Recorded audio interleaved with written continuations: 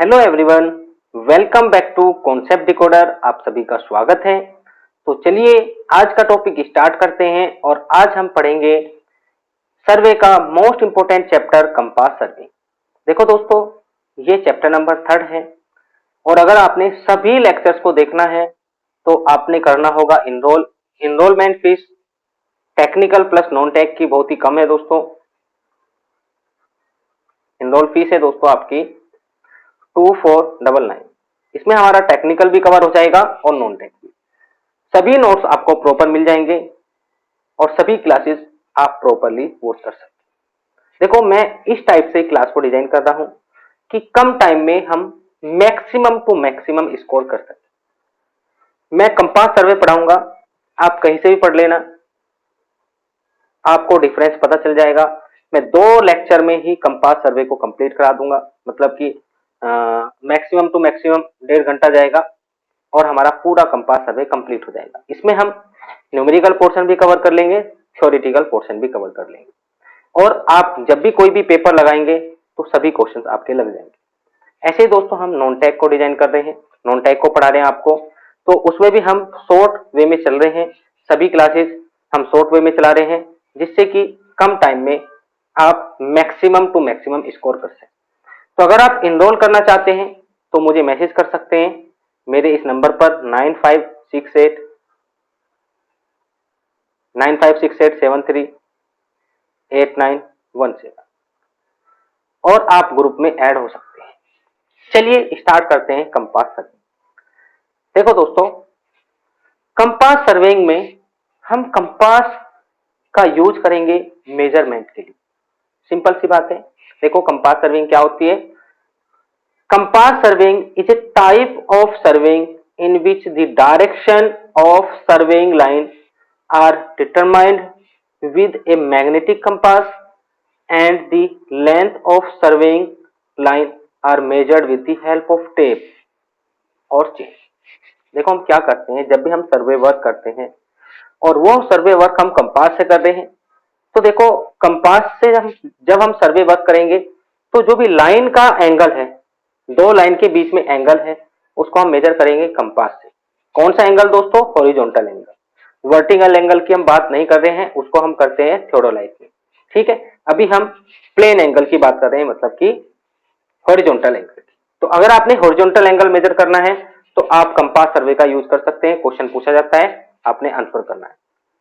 देखो, लाइन के बीच में एंगल हमने मेजर कर लिया है, अब उसका लेंथ भी हमने मेजर करना है। तो लेंथ हम कंपास से मेजर नहीं करते हैं, हम उसके लिए टेप और चेन का यूज करते हैं। ठीक है, चलिए अब हम जानेंगे difference between chain survey and compass सर्वे। दोनों के बीच में क्या डिफरेंस है दोस्तों, यहां से क्वेश्चन बनता है। तो चलिए पहले बात करेंगे चेन सर्वे की। तो देखो, चेन सर्वे में हम क्या करते हैं, सिर्फ एक मेजरमेंट लेते हैं। कौन सा दोस्तों? Linear measurement. ठीक है, हम सिर्फ लीनियर मेजरमेंट लेते हैं चेन में, मतलब लेंथ आपने मेजर करनी है तो सिर्फ हम चेन सर्वे में लेंथ ही मेजर करते हैं, एंगल मेजर नहीं करते। जबकि कंपास सर्वे में दोनों होता है, आप देख सकते हैं, लीनियर भी होता है और एंगुलर भी होता है। लीनियर करते हैं हम टेप और चेन से और एंगुलर करते हैं दोस्तों कंपास की हेल्प से। यहाँ पे जो फ्रेमवर्क बनता है, जो काम आता है दोस्तों निकल के, जब आप ड्राइंग बनाते हैं उसकी, तो वहां पे हम ट्रायंगल बनाते हैं। आपने भी देखा होगा, हम चेन सर्वे में ट्रायंगल बनाते हैं, जबकि कंपास सर्वे में हम क्या बनाते हैं? पॉलीगन बनाते हैं, मतलब कि ट्रैवर्स बनाते हैं। तो ये ट्रैवर्स आपका ओपन भी हो सकता है, क्लोज भी हो सकता है, डिपेंड करता है किस टाइप का आपका फीचर है। चलिए बात करेंगे point number 30। Check lines are required in case of chain survey. अगर आप चेन सर्वे कर रहे हैं तो आपने भी देखा होगा, हम ट्रायंगल में क्या बनाते हैं? चेक लाइन बनाते हैं। क्यों बनाते हैं? जिससे कि दोस्तों हम अपने फ्रेमवर्क को की एक्यूरेसी को पता कर सके, मतलब कि हमारा सर्वे वर्क एक्यूरेट हुआ है या नहीं हुआ है, उसको हम चेक करते हैं with the help of check line. जबकि कंपास सर्वे में ऐसा नहीं होता है, यहाँ पे हम चेक लाइन नहीं बनाते हैं, यहाँ पे हम यूज करते हैं दोस्तों मेथड ऑफ एडजस्टमेंट। आगे चल के बताऊंगा 2 मेथड होते हैं कैसे हम ट्रैवर्स को एडजस्टेड करते हैं दोस्तों। ठीक है, फिर बात आती है दोस्तों चैन सर्वे कहाँ पे यूज करते हैं और कंपास सर्वे कहाँ पर हम यूज करते हैं? तो चैन सर्वे हम यूज करते हैं अगर एरिया आपका स्मॉल है, ग्राउंड फ्लैट है और एक्यूरेसी रिक्वायर्ड बहुत ही कम, तो ऐसी जगह पर हम चैन सर्वे का यूज करेंगे। अब देखो, स्मॉल एरिया में चैन सर्वे हम कर सकते हैं, कोई भी प्रॉब्लम क्रिएट नहीं होगी। कैसा होना चाहिए? ग्राउंड फ्लैट होना चाहिए, क्योंकि अनडुलेटेड ग्राउंड पे आप देखेंगे चैन की लेंथ में डिफरेंसेस आ जाते हैं, और ऐसा सर्वे जो हम चैन से कर रहे हैं उसकी एक्यूरेसी कैसी होती है? लो होती है। ठीक, फिर बात करते हैं दोस्तों कंपास सर्वे। तो कंपास सर्वे बेटर होता है एज कंपेयर टू चैन सर्वे। इसकी एक्यूरेसी चैन सर्वे से ज्यादा आती है, इसको हम लार्ज एरिया के लिए यूज कर सकते हैं और इसकी एक्यूरेसी चैन सर्वे से ज्यादा। ठीक है, तो यहाँ पे भी आपने मेजर इंपॉर्टेंट वर्क करना है, वहां पे आप करेंगे कंपास सर्वे। आगे चल के बताऊंगा, इससे भी अच्छे अच्छे सर्वे हैं, जैसे कि थियोडोलाइट होता है, टोटल स्टेशन होता है, सभी की हम बात करेंगे। चलिए आगे चलते हैं। अब जानेंगे दोस्तों कुछ इंपॉर्टेंट डेफिनेशंस, जैसे कि दोस्तों मेरिडियन क्या होता है। सिंपल शब्दों में बताने की कोशिश करूंगा। मेरिडियन एक प्लेन होता है या फिर एक लाइन बोल सकते हो, सिंपल एक लाइन बोल सकते हो या प्लेन बोल सकते हो। ठीक है, 1D में देख रहे हैं तो आपको क्या दिखेगा? लाइन दिखेगी, और 3D में देख रहे हैं तो एक प्लेन दिखेगा। तो ये प्लेन होता है या फिर लाइन होती है, किस टाइप से हम इसको डिफाइन करेंगे आगे चल के मैं आपको बताऊंगा। पहले इसके टाइप देख लेते हैं, उसके बाद हम चालू करेंगे इनको डिस्कस करना। पहला आता है दोस्तों ट्रू मेरिडियन, दूसरा आता है मैग्नेटिक मेरिडियन, तीसरा आता है ग्रिड मेरिडियन, और फोर्थ आता है दोस्तों आर्बिट्रेरी मेरिडियन। ठीक है, चलिए बात करते हैं ट्रू मेरिडियन की क्या होता है। तो देखो, ट्रू मेरिडियन का मतलब है, ये हमारी अर्थ है, समझना, ये हमारी दोस्तों अर्थ, इस टाइप की अर्थ है, ये इसका नॉर्थ है, ये इसका दोस्तों साउथ है। ये हम ट्रू नॉर्थ बोल रहे हैं, ये हम साउथ, ट्रू साउथ बोल रहे हैं, या फिर ज्योग्राफिकल नॉर्थ और ज्योग्राफिकल साउथ भी बोल सकते हैं। अब देखो, यहां पे मैंने एक पॉइंट लिया, इससे कोई लाइन हम प्लॉट करेंगे जो कि इस पॉइंट से जाएगी और इन दोनों पोल्स को कनेक्ट करेगी, इन दोनों पोल्स को कनेक्ट करेगी। एक लाइन जो इस पॉइंट से जा रही है और इन दोनों पोल्स को कनेक्ट कर रही है, उसी लाइन को क्या बोलेंगे, या उसी प्लेन को क्या बोलेंगे? उसी प्लेन को बोलेंगे दोस्तों ट्रू मेरिडियन। ठीक है, चलिए अब डेफिनेशन पे चलते हैं।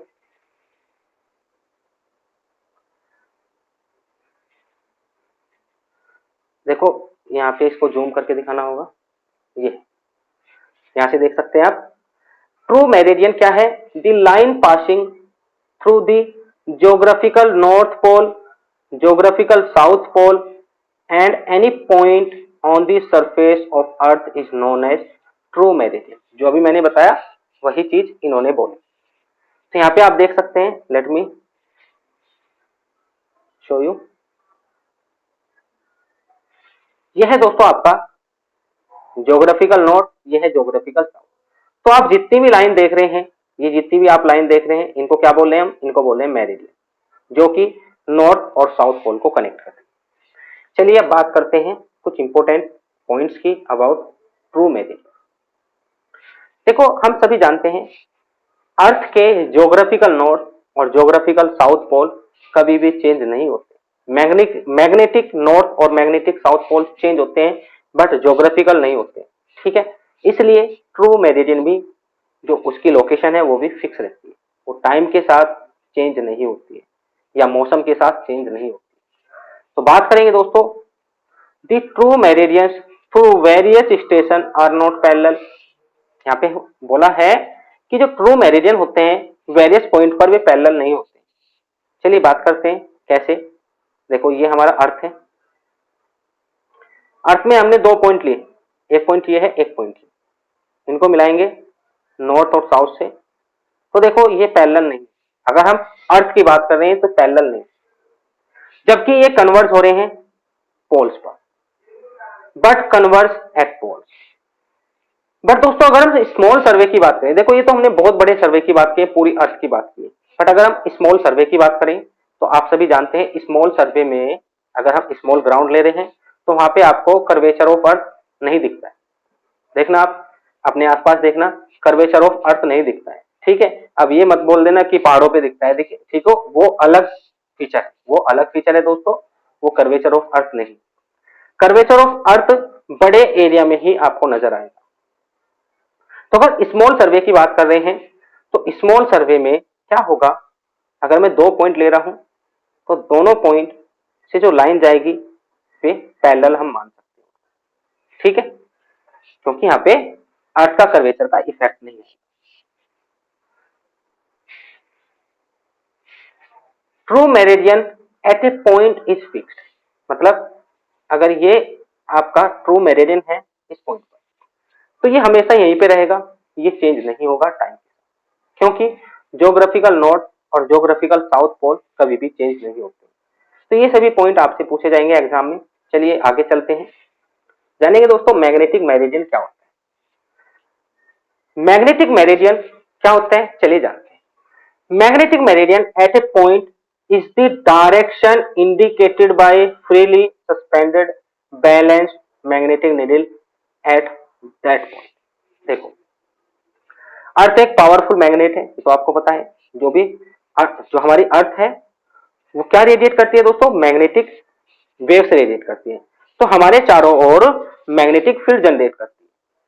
तो उस मैग्नेटिक फील्ड के कारण, उस मैग्नेटिक फील्ड के कारण क्या होता है दोस्तों, दो पोल्स बनते हैं, एक होता है दोस्तों मैग्नेटिक नॉर्थ, एक होता है मैग्नेटिक साउथ, ठीक है। एक तो ट्रू नॉर्थ होता है, एक ट्रू साउथ होता है, बट इस अर्थ मैग्नेट के कारण ही दो नए पोल्स क्रिएट होते हैं जिनको बोलते हैं magnetic north and magnetic south.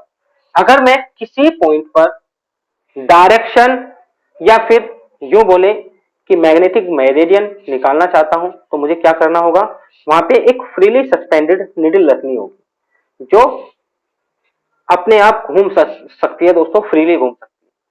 तो ऐसे निडल आपने रखनी होगी और वो जिस डायरेक्शन में भी अपने आप को अलाइन करेगी। लेट्स सपोज इस डायरेक्शन में अपने आप को अलाइन कर रही है, तो यही क्या हो जाएगा दोस्तों, यही हो जाएगा आपका डायरेक्शन ऑफ मैग्नेटिक मेरिडियन। यही क्या हो जाएगा, मैग्नेटिक मेरिडियन। बट ध्यान दे दोस्तों, जो हमने निडल रखी है वो किसी मैग्नेटिक फोर्स से अफेक्टेड नहीं होनी चाहिए other than earth magnetic force, क्योंकि वो तो होगी, उसी के कारण होता है। बट जो लोकल सब्सटेंस होते हैं, मैग्नेटिक सब्सटेंस होते हैं, वो उसके आसपास नहीं होना चाहिए, वरना वहां पे क्या हो जाएगा दोस्तों, लोकल अट्रैक्शन क्रिएट हो जाएगा, जिसको हम आगे चल के पढ़ने वाले। Magnetic meridian at a point is not fixed, it varies with time. देखो आपने देखा होगा जो हमारे मैग्नेटिक नॉर्थ है और मैग्नेटिक साउथ है, इनकी डायरेक्शन चेंज होती रहती है, मतलब कि इनकी पोजीशन चेंज होती रहती है। जब इनकी पोजीशन चेंज होगी टाइम के साथ तो आप देखेंगे दोस्तों जो मैग्नेटिक मेरिडियन है वो भी किसी पॉइंट पर फिक्स नहीं होगा। मतलब लेट्स सपोज अभी यहाँ पे है मैग्नेटिक नॉर्थ और मैग्नेटिक साउथ, और यहाँ पे हमने एक पॉइंट लिया है जिससे हमने लाइन ड्रॉ की है जो कि तीनों पॉइंट को कनेक्ट करती है। बट आप देखेंगे कुछ टाइम बाद मैग्नेटिक नॉर्थ इधर चला जाता है, मैग्नेटिक साउथ इधर चला जाता है, तो अब ये आ जाएगी दोस्तों, तो ये कभी भी फिक्स नहीं होता है। चलिए बात करते हैं ग्रिड मेरिडियन की। तो देखो, for survey of a country, किसी कंट्री का आपने सर्वे करना है, the true meridian passing through the central place is sometimes taken as a reference meridian for the whole country. Such a reference meridian is known as grid meridian। देखो पूरी अर्थ पे हमारे क्या है, मेरिडियन है, ट्रू मेरिडियन है दोस्तों, magnetic meridian है। ट्रू मेरिडियन की बात कर रहे हैं, तो अगर हम इंडिया की बात कर रहे हैं तो इंडिया में भी ट्रू मेरिडियन जा रहे हैं, तो हम सेंट्रल प्लेस से, इंडिया के सेंट्रल प्लेस से जो भी ट्रू मेरिडियन जाएगा उसी को रेफरेंस लेंगे और उसी के हिसाब से हम सर्वे कंडक्ट करेंगे। तो वो जो सेंटर से गया है ट्रू मेरिडियन, उसी को क्या बोलेंगे, ग्रिड मेरिडियन बोलेंगे।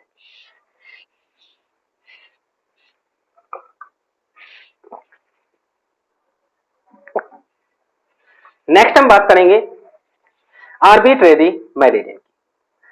तो देखो आर्बिट्रेरी मेरिडियन होता है कोई भी मेरिडियन हम रेफरेंस के लिए ले लेते हैं, मतलब कोई भी आप सर्वे कर रहे हैं लेट्स सपोज आपने सर्वे करना है इस स्मॉल एरिया का, तो आप किसी को भी रेफरेंस मान सकते हैं, किसी भी डायरेक्शन को, किसी भी लाइन को रेफरेंस मान सकते हैं, वही लाइन आपकी कहलाएगी आर्बिट्रेरी मेरिडियन।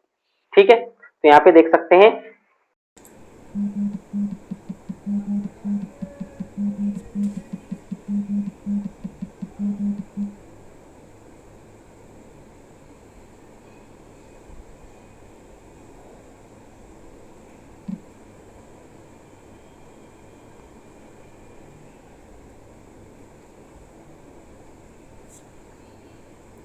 तो यहाँ पे आप देख सकते हैं दोस्तों, arbitrary meridian is the meridian which is taken in any convent.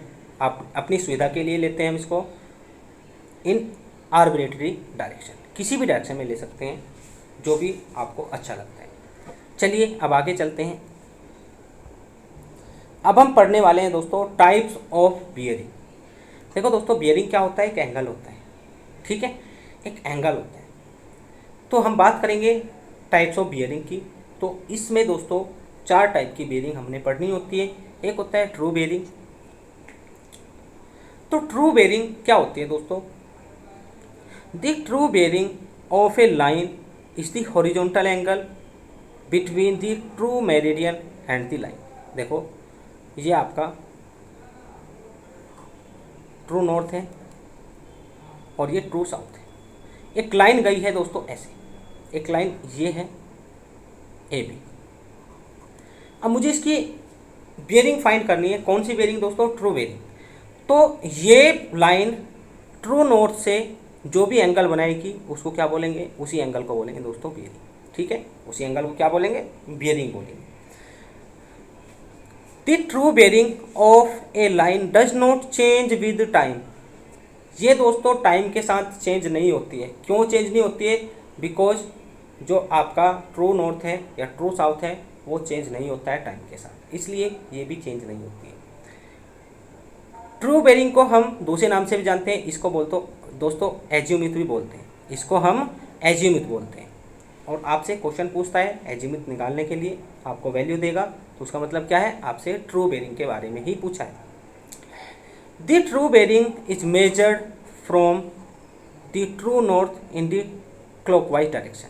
हमेशा दोस्तों, हमेशा ध्यान रखना है, ट्रू बियरिंग हमेशा हम नॉर्थ से ही फाइंड करते हैं, क्लॉकवाइज डायरेक्शन में ही फाइंड करते हैं। अभी देखो मैंने कैसे किया है, नॉर्थ से फाइंड किया है, इस डायरेक्शन में। ये कौन सी डायरेक्शन है? क्लॉकवाइज।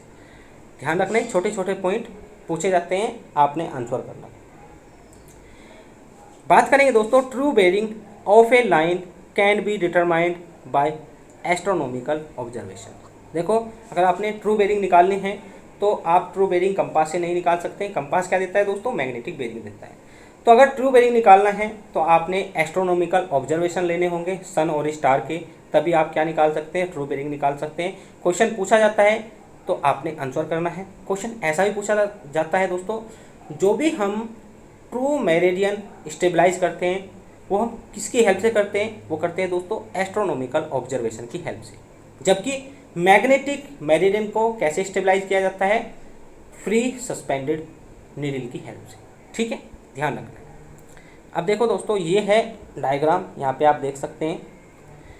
ये मैंने बनाया है ट्रू नॉर्थ और ये बनाया मैंने मैग्नेटिक नॉर्थ। तो देखो ये लाइन है, ऐसे जा रही है लाइन। तो इस लाइन का जो एंगल आएगा ट्रू नॉर्थ से उसको क्या बोलेंगे? ट्रू बियरिंग बोलेंगे। और इस लाइन का एंगल जो आएगा मैग्नेटिक नॉर्थ से उसको क्या बोलेंगे? मैग्नेटिक बियरिंग बोलेंगे। ध्यान रखना है आपने। चलिए आगे चलते हैं। अब हम जानेंगे दोस्तों मैग्नेटिक बियरिंग के बारे में। तो magnetic bearing of a line is the horizontal angle, ये भी हॉरिजॉन्टल एंगल होता है, which the line makes with magnetic north. और जो लाइन किससे बनाती है? मैग्नेटिक नॉर्थ से बनाती है। ठीक है। As the magnetic meridian changes slowly with time. आपको पता है मैग्नेटिक मेरिडियन चेंज होता है टाइम के साथ, तो मैग्नेटिक बियरिंग भी दोस्तों कभी भी कांस्टेंट नहीं रहती है। तो अगर आपने मेजर वर्क करना है, अगर आपने बहुत ही इंपॉर्टेंट वर्क करना है तो आपने यूज़ करना है ट्रू बियरिंग का। और अगर आपने माइनर वर्क करना है तो आप मैग्नेटिक बियरिंग का यूज़ कर सकते हैं, क्योंकि वो चेंज होता है दोस्तों, डायरेक्शन चेंज होती रहती है। Hence the magnetic bearing are use for small less important survey.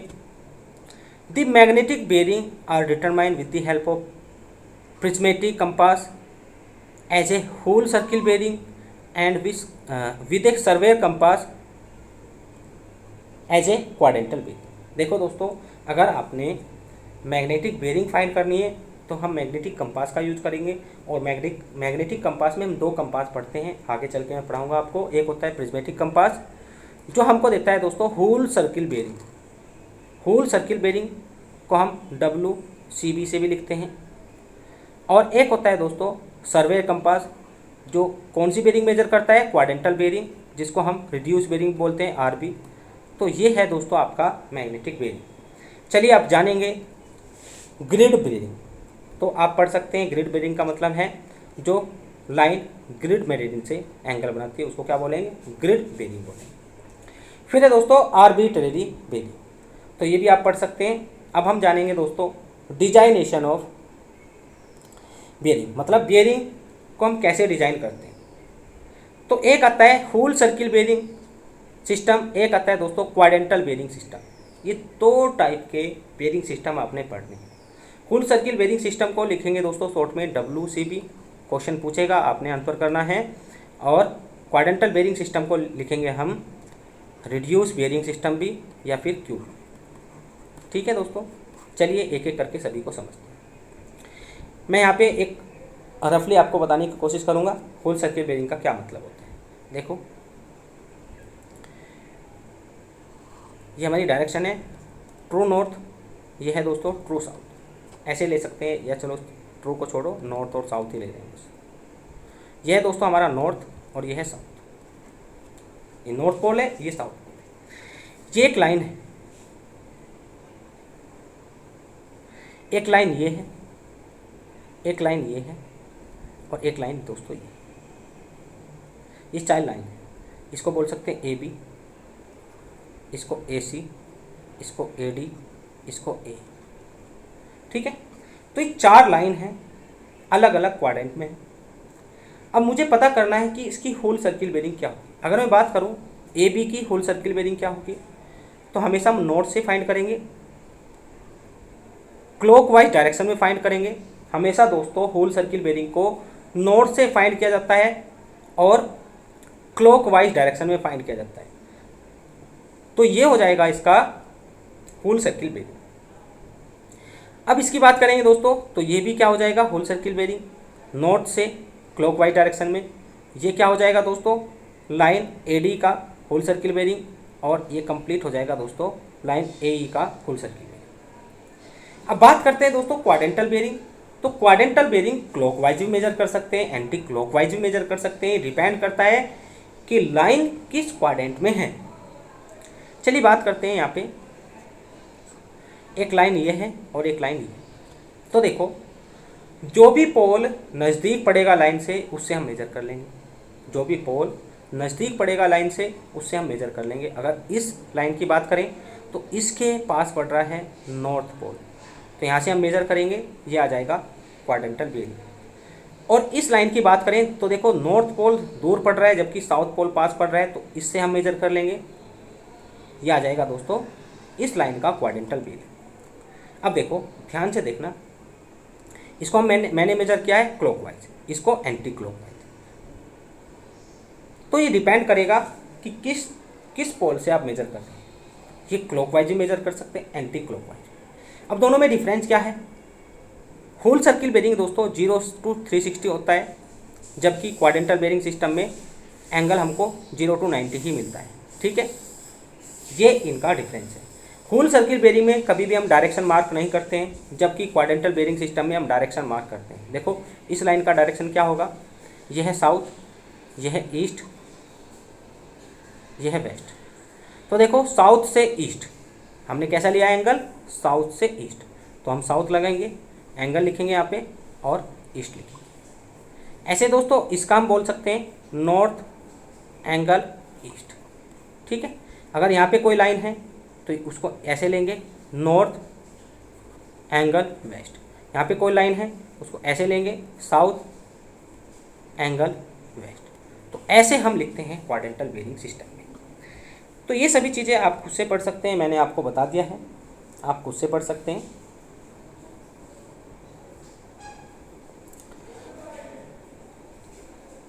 अब हम जानेंगे दोस्तों four bearing and back bearing के बारे में। तो देखो फोर बेयरिंग क्या होती है और बैक बेयरिंग क्या होती है। फोर का मतलब आगे, बैक का मतलब पीछे। जो हम आगे की डायरेक्शन में बेयरिंग ले रहे हैं उसको बोलेंगे फोर बेयरिंग, और जो पीछे की डायरेक्शन में हम क्या ले रहे हैं दोस्तों, बेयरिंग ले रहे हैं, उसको बोलेंगे back bearing. Bearing measured in the direction of progress of सर्वे। जिस डायरेक्शन में सर्वे चल रहा है, सर्वे लाइन जारी है, ठीक है, प्रोसीड कर रही है, उसी डायरेक्शन में अगर हम बेयरिंग मेजर कर रहे हैं तो उसको क्या बोलेंगे, फोर बेयरिंग।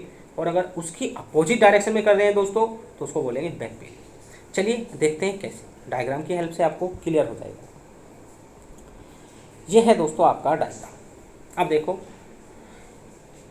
ये लाइन है ए बी, लेट सपोज इसकी डायरेक्शन ये है, समझना अभी। लाइन ली है मैंने ए बी जिसकी डायरेक्शन है ये। अब मुझे इसका फोर बेयरिंग पता करना है, तो देखो यहाँ से नॉर्थ है, ये नीचे साउथ है, ये नॉर्थ है, ये साउथ है, ठीक है भाई। डायरेक्शन तो सभी जगह लगा सकते हैं, तो इस पॉइंट पे मैंने नॉर्थ साउथ लगाया, इस पॉइंट पे मैंने नॉर्थ साउथ लगाया। अब मुझे इसका क्या निकालना है, फोर बेयरिंग निकालना है। तो नॉर्थ से निकालेंगे ये एंगल, ये क्या कहलाएगा दोस्तों, अल्फा। ये कहलाएगा लाइन ए बी का फोर बेयरिंग। वहीं पे दोस्तों इसकी अपोजिट डायरेक्शन में अगर मुझे एंगल निकालना है तो वो भी मैं नॉर्थ से कैलकुलेट करूँगा, तो ये हो जाएगा दोस्तों beta, back bearing of line A B.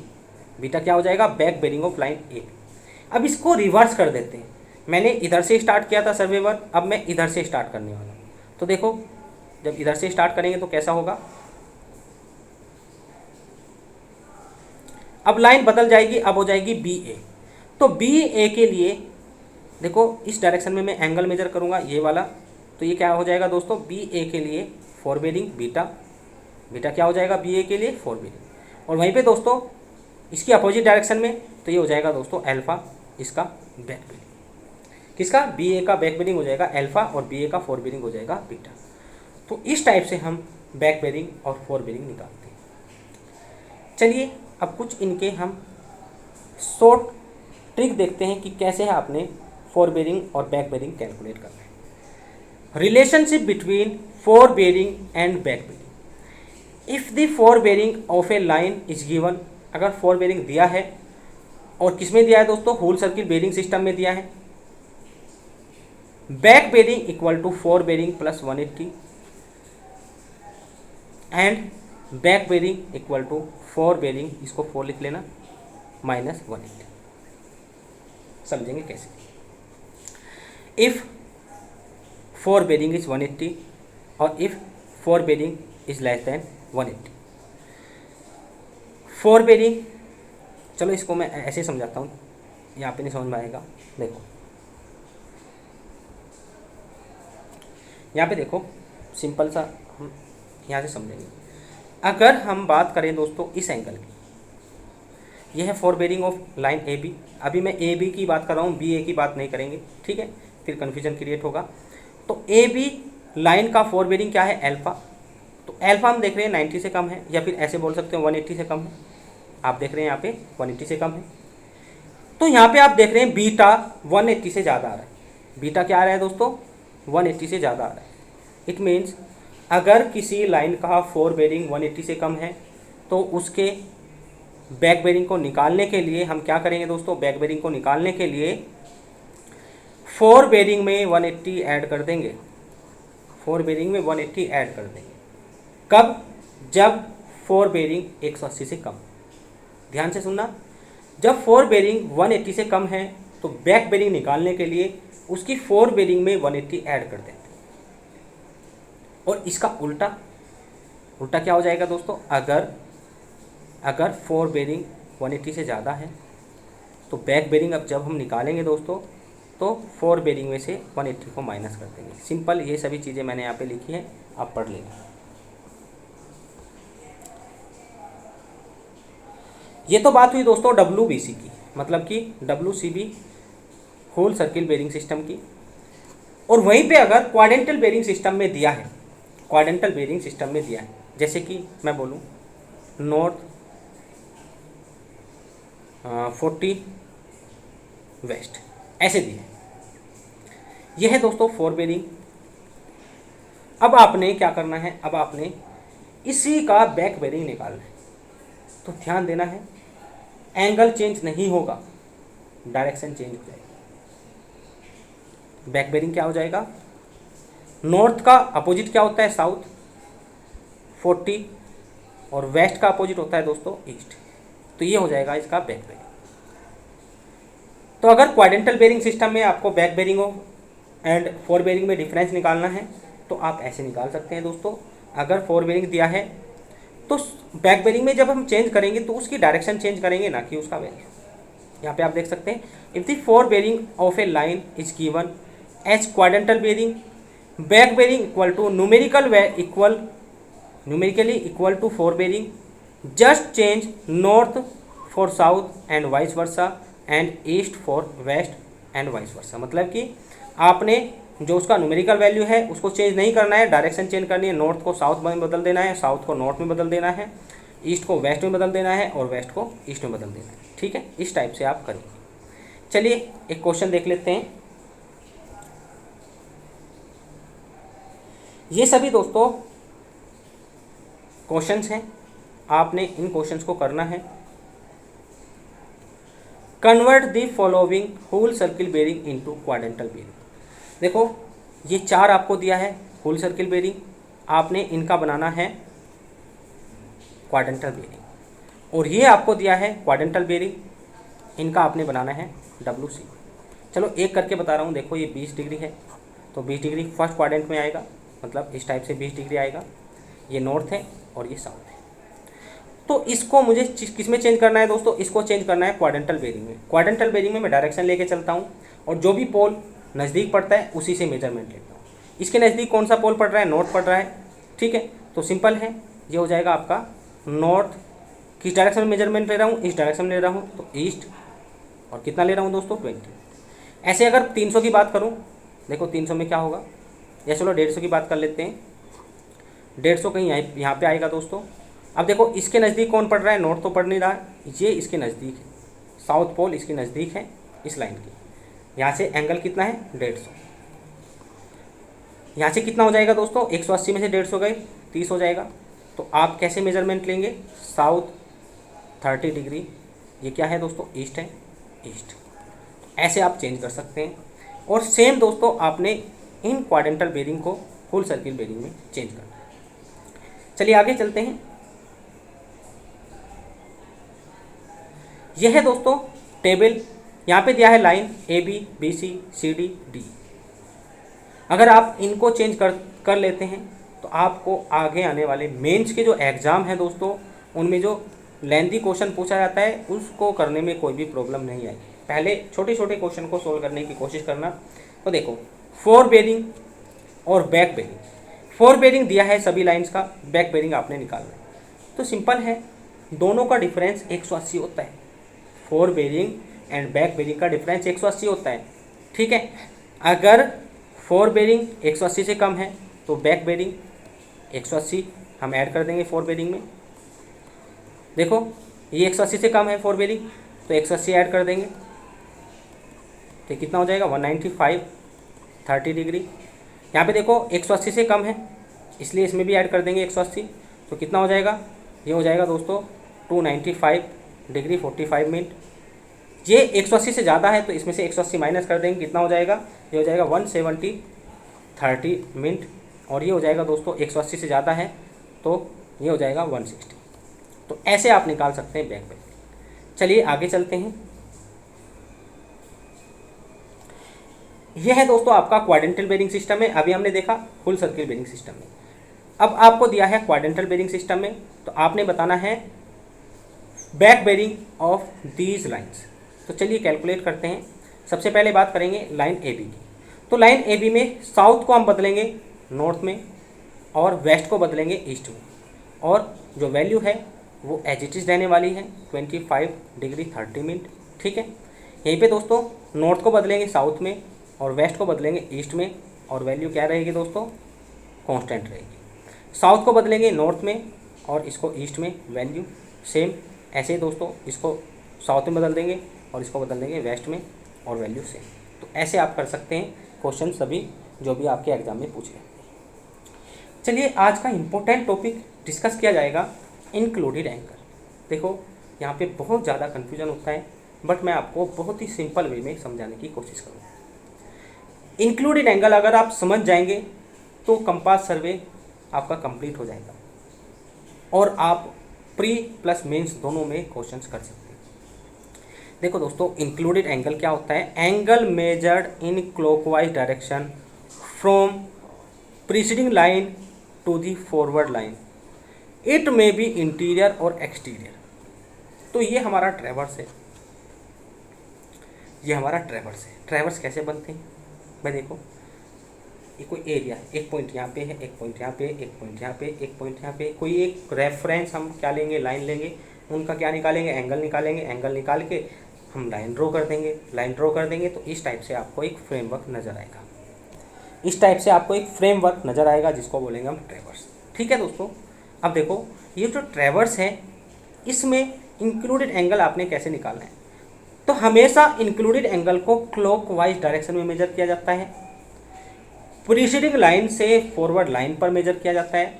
अगर मैं बात करूं ट्रैवर्स यहाँ से स्टार्ट हो रहा है और यहीं पे एंड हो रहा है, तो कुछ इस टाइप से चल रहा होगा ट्रैवर्स।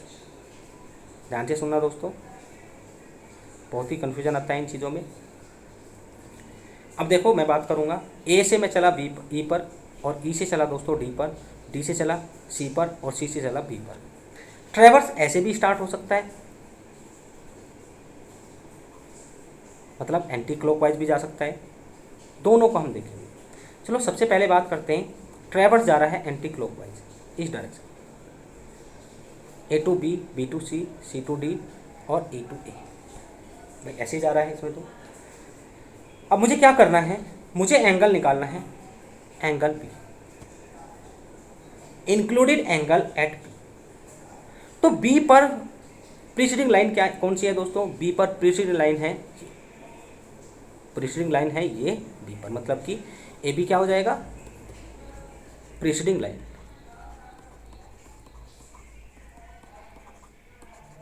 और फॉरवर्ड लाइन क्या हो जाएगी दोस्तों, फॉरवर्ड लाइन हो जाएगी बी सी। तो हम इस लाइन से इस लाइन पर एक क्लॉकवाइज डायरेक्शन में एंगल मेजर करेंगे। तो क्लॉकवाइज डायरेक्शन ये होगी, तो इसको बोलेंगे हम इंक्लूडेड एंगल। सेम दोस्तों आपने यहाँ पे भी करना है, प्रीसीडिंग लाइन ये है और फॉरवर्ड लाइन ये है, तो इससे क्लॉकवाइज डायरेक्शन में ये एंगल मेजर करना है। फिर आपने यहाँ पे भी करना है, आपने यहाँ पे भी करना है दोस्तों, ये प्रीसीडिंग लाइन है और ये फॉरवर्ड लाइन है। इस टाइप से ये जो आप एंगल देख रहे हैं अंदर की साइड, ये है इंक्लूडेड एंगल, और यही दोस्तों इंटीरियर एंगल भी है, मतलब अंदर के साइड के एंगल। तो यहाँ पे आपको एक चीज़ नोट करनी होगी, अगर ट्रैवर्स, ये आपको लिखा मिलेगा, मैं नीचे दिखाऊंगा आपको, ट्रैवर्स एंटी क्लॉकवाइज चल रहा है, anti clockwise, anti clockwise run कर रहा है जैसे कि यहाँ पे, तो जो भी इंक्लूडेड एंगल होगा वो इंटीरियर होगा। क्वेश्चन पूछा जाएगा, आपने आंसर कर देना। जो भी इंक्लूडेड एंगल होगा दोस्तों वही आपका इंटीरियर एंगल होगा। ठीक है, चलिए अब इसका अपोजिट लेते हैं। अपोजिट क्या मतलब, ट्रैवर्स ऐसे चल रहा है, मान लेते हैं ऐसे चल रहा है ट्रैवर्स इस टाइम से, मतलब क्लॉकवाइज चल रहा है दोस्तों। तो क्लॉकवाइज मुझे ये वाला एंगल मेजर करना है, ये वाला एंगल मेजर करना है सबसे पहले। अब देखो इस पॉइंट पर प्रीसीडिंग लाइन हो जाएगी ये वाली दोस्तों, ठीक है, और फॉरवर्ड लाइन हो जाएगी ये, प्रीसीडिंग लाइन कौन सी, बी ए, और फॉरवर्ड लाइन ए। ठीक है, ध्यान रखना है आपने। तो हम क्या करेंगे, इस लाइन से एक क्लॉकवाइज डायरेक्शन में एंगल मेजर करेंगे। अगर मैं ये वाला करूँ तो ये तो एंटी क्लॉकवाइज हो जाएगा, मुझे कैसा करना पड़ेगा, ऐसा। यहाँ पे भी मुझे ऐसा एंगल मेजर करना पड़ेगा, यहाँ पे मुझे ऐसा एंगल। तो आप देखेंगे अगर ट्रैवर्स क्लॉकवाइज डायरेक्शन में रन कर रहा है तो उस केस में जो भी इंक्लूडेड एंगल आएगा वो कैसा आएगा दोस्तों, एक्सटीरियर, मतलब बाहर बनेगा। आप देख रहे हैं ये आपका एक्सटीरियर एंगल आएगा। चलिए आगे देखते हैं। देखो लाइट जा चुकी है, अभी थोड़ा मैं